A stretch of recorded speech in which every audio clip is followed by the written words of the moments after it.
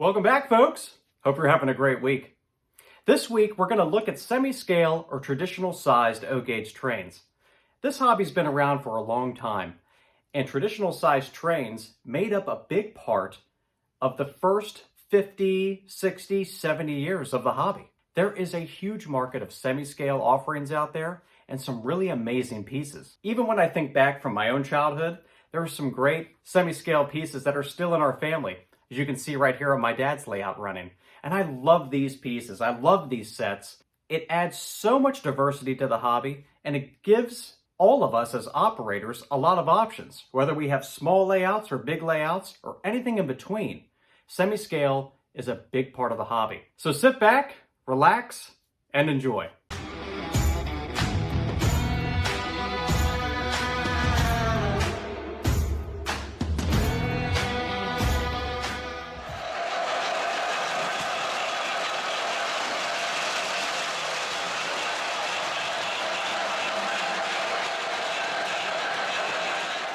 So what is semi-scale?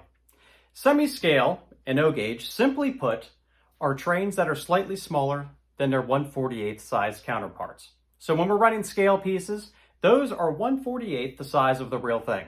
So semi-scale trains would encompass a lot of the pre-war, post-war, MPC eras of Lionel.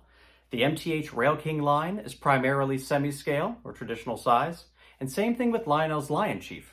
Semi-scale, slightly smaller proportions. Bottom line is there are trains that may look a little bit smaller, but they are no less collectible than their scale counterparts. We're going to talk a little bit more about that because semi-scale offers a lot of great value if you're looking for sets maybe to get started in the hobby. But there's also some great sets if you're an avid collector on the vintage side or even on the modern side.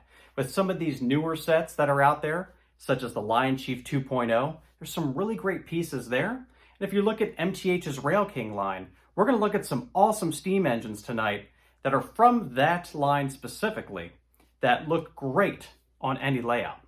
So whether your layout is small or large, you're going to be able to run semi-scale and it's going to look awesome. So many trains, how do I choose? Semi-scale, there's too many options. Let's break them all down because it can be overwhelming when you look at all of the different areas of collecting within semi-scale. So this is where the real fun comes in. This is like a history lesson. This is the evolution of O-gauge right before our very eyes. You know, as a collector, there's a lot of options in semi-scale. If you're looking for a deal, you can find one. And if you're looking for rarer pieces that are highly collectible, you can find them. Although sometimes they're a little bit harder to find because people don't want to let them go. But this is a little bit of evolution, starting with the pre-war era. This is a Red Rocket Commodore Vanderbilt made by Lionel in the 1930s. This piece is excellent, has a little bit of zinc pest on it. It's old, it's all good. It runs like a champion. And this is a semi-scale piece from a long time ago. Post-war era, we have a large variety of different pieces that range in rarity. The more common pieces, such as this die-cast 675, this is more of the classic train that you might see around the Christmas tree. This is a train that has stood the test of time, and there's a ton of them that look very much like it.